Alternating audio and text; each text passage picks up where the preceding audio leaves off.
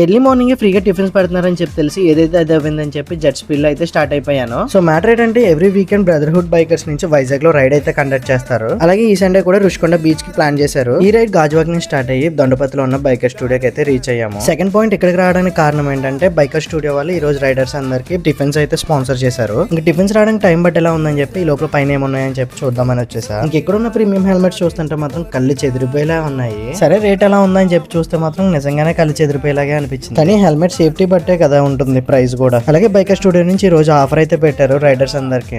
Minimum 100 rupees bill చేసి 250 rupees worth అయినా chain lube అయితే ఫ్రీగా ఇచ్చారు. ఈ ఆఫర్ ని మన బైకర్స్ అందరూ మంచిగా అయితే యూస్ చేసుకున్నారు. మన బెల్ట్ కి ఎక్కడ కొట్టాలో తెలియక నేనైతే ఈ ఆఫర్ ని యూస్ చేసుకోలేదు. ఈ లోపలనే టిఫిన్స్ వచ్చేసాయంటే ఇంకా కిందకి వచ్చేసాను. రాగానే తినేస్తే బాగోదని చెప్పేసి కాసేపు అయితే వడ్డించాను. సరే ఇంక తిందామనేసరికి నా దగ్గరికి రాకపోతే టిఫిన్ అంతా అయిపోయింది. ఇంకా అయిపోయిందని తెలియగానే ఇమీడియట్ గా 10 మినిట్స్ లోనే మళ్ళీ తెప్పించేశారు. ఇంకా ఫాస్ట్ గా తినేసి లైన్అప్ అయితే చేసేసాం రైడ్ కంటిన్యూ చేయడానికి.